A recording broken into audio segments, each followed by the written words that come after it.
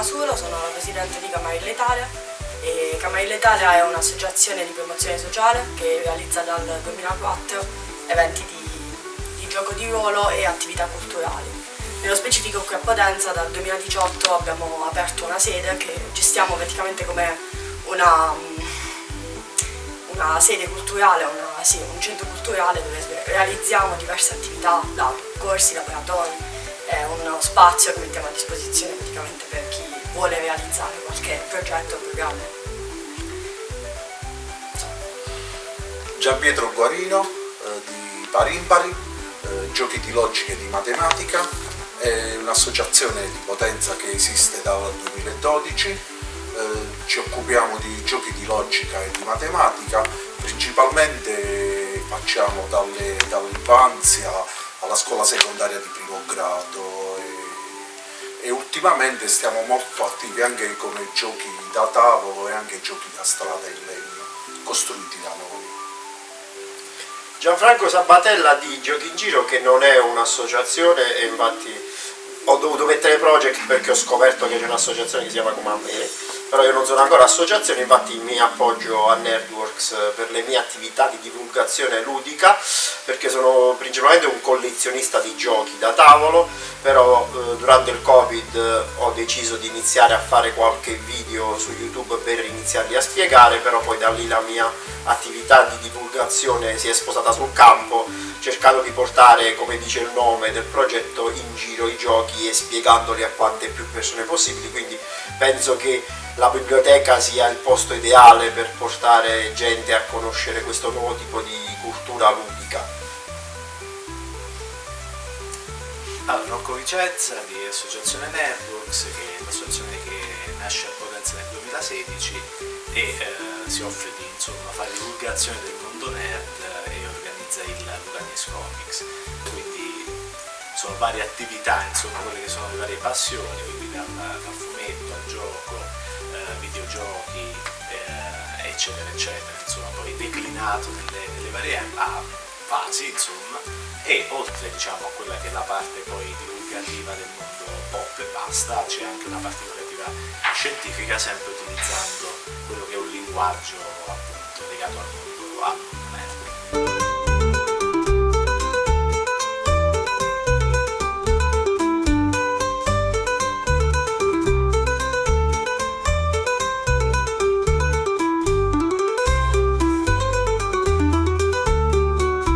Possa diventare un hub dove incontrare sia gente interessata al mondo dei giochi, del gioco di ruolo, dei giochi da tavolo o altri giochi specifici che noi portiamo, sia anche fare rete con le altre associazioni, con le altre realtà locali, in una città come Potenza che offre contesti più limitati, quindi avere un hub del genere è un'ottima opportunità un po' per tutti quanti, sia come offerta che come domanda. In un mondo dove aumentano sempre di più i giochi d'azzardo, allora è importante avere un luogo dove si promuove del sano gioco, dove si fa solo per divertimento e basta. Allora, io penso che il gioco faccia parte della cultura tanto quanto i libri e quanto i film o tutto quello che fa parte del multimediale e quindi perché escluderlo dalla biblioteca? È un modo di fare cultura in maniera diversa e anche di avvicinare delle persone che hanno dimenticato come si gioca e come ci si intrattiene diversamente dai soliti passatempi che abbiamo tutti i giorni, e quindi penso sia il posto ideale dove creare una connessione tra persone e cultura, perché molti giochi comunque hanno base culturale, quindi parlano di storia, parlano di fantasia, e quindi è bello poterli unire al mondo dello scritto, del libro. Sottoscrivo quello che hanno detto loro in primis, e poi perché il gioco ha quell'abilità, quella capacità che forse oggi si è persa un po' in una comunità come anche quella cittadina di raggruppare tutte le fasce di età e ovviamente poi declinare quella che è una struttura come questa nelle vari ambiti, sia la lettura o anche tutti gli altri laboratori e tutte le fatte, può essere ecco, un momento di aggregazione da parte di tutti, e perché non sfruttare un centro che poi insomma, inizia a diventare quasi anche un simbolo della città per quanto riguarda l'area.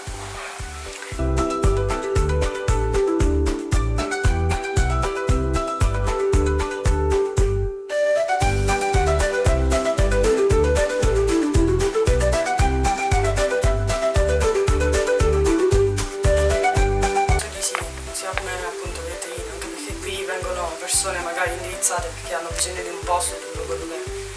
dove studiare, e trovare l'opportunità di avere delle sale dedicate a approfondire appunto tematiche del gioco che vengono solitamente legate ai bambini, magari aprire un po' le menti e scoprire che in realtà c'è un mondo molto esteso che riguarda tutte le fasce d'età. Secondo me è un'ottima vetrina per la biblioteca in generale.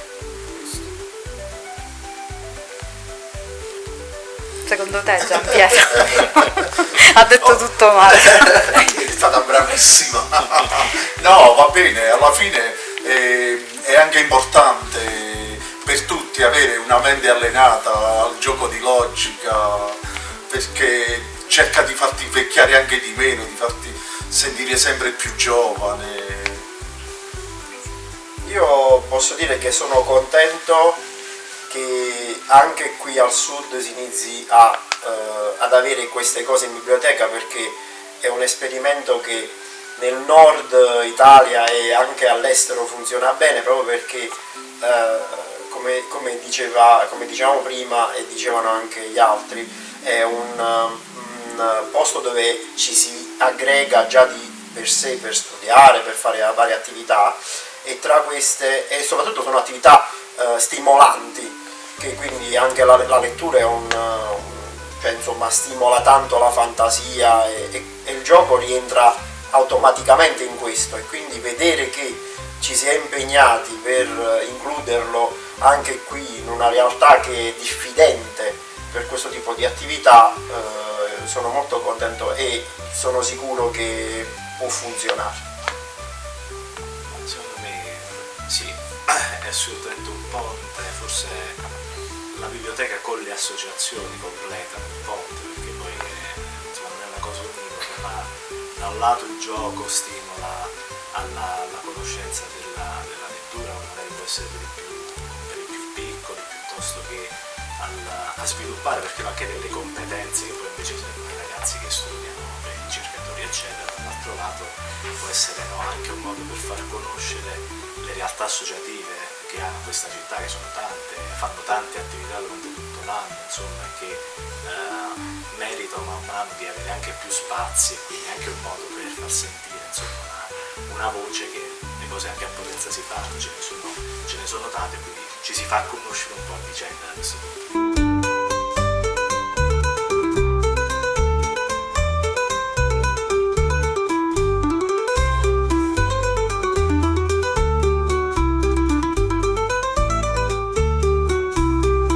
Abbiamo realizzato un videogioco per la biblioteca, ne siamo molto contenti tra l'altro perché ci siamo spinti anche oltre. Con F9 abbiamo cercato di andare un po' oltre quello che sono le applied game, perché di solito l'applied game, che è il gioco di informazione che tende a dare informazioni, viene trattato anche un po' come puzzle game, come visual novel. Invece questa volta abbiamo cercato di fare oltre, l'abbiamo fatto con intese appunto con la biblioteca di concerto, e quindi siamo un personaggio può essere uno studente, un giovane studente o una giovane studentessa che si trova in biblioteca a cercare dei libri speciali che ti catapultano in mondi onirici. Questi mondi poi sono, grazie ovviamente alla collaborazione con lo staff della biblioteca, sono stati individuati dei titoli che in qualche modo hanno a che fare con le fasi dell'amore, che poi si parla di amore, e l'amore in tutte le sue forme fondamentalmente, e ci ha permesso però di esplorare anche le tematiche dei libri che sono state riportate nel videogame. Quindi ecco, è stato uno spingersi oltre, perché andiamo da destra a sinistra nella biblioteca, da sopra a sotto, però entriamo anche in questi mondi letterari. L'abbiamo fatto con uno scorrimento laterale, la programmazione non è indifferente, Sì, diciamo, dal punto di vista tecnico è stato anche un modo di spingersi un po' oltre, diciamo, cercare di fare un gioco che soprattutto diciamo, rappresenta quella la realtà di Potenza, e anche cercare di portare anche più interesse su quello che è diciamo, il mondo della biblioteca, diciamo, e quindi di conseguenza diciamo, è stata una bella sfida. Una sfida poi accolta tutto lo staff di F9, perché ci siamo veramente dati dentro. E poi c'è un'altra cosa da dire: oltre alla programmazione informatica, che è stata lasciata aperta proprio per espandersi, quindi abbiamo la possibilità la nostra intenzione è di andare oltre con il videogame, quindi di avere degli upgrade. C'è anche la parte musicale che è cospicua, ci sono ben 9 tracce, non tutte ancora utilizzate, ce le siamo conservate anche per il proseguo. Insomma, per noi è stato un lavoro veramente soddisfacente. Nuova dinamica di fruizione, una nuova meccanica di fruizione della biblioteca, che è un videogame, è un fumetto che è proprio insieme ai giochi che vengono proposti in sale utente, il nuovo mezzo, ci si pone proprio come nuovo mezzo nella biblioteca. Allora, io ti rispondo così, che alla fine i collaboratori, quindi lo staff della biblioteca, ci ha proposto questo titolo di Alessandro Baronciani, lo possiamo dire, è un titolo che non conoscevamo, quindi è una graphic novel, quando tutto diventò blu. È stato un po' giocare facile, perché poi alla fine è stato un assist facile per ricreare un mondo che aveva già un suo mood grafico, quindi riportarlo in videogame è stato, tra virgolette, anche più facile. Più difficile invece è stata l'interpretazione, e quindi cercare di interpretare le sensazioni che nel libro vengono riportate. Cioè, qui c'è Chiara, vabbè,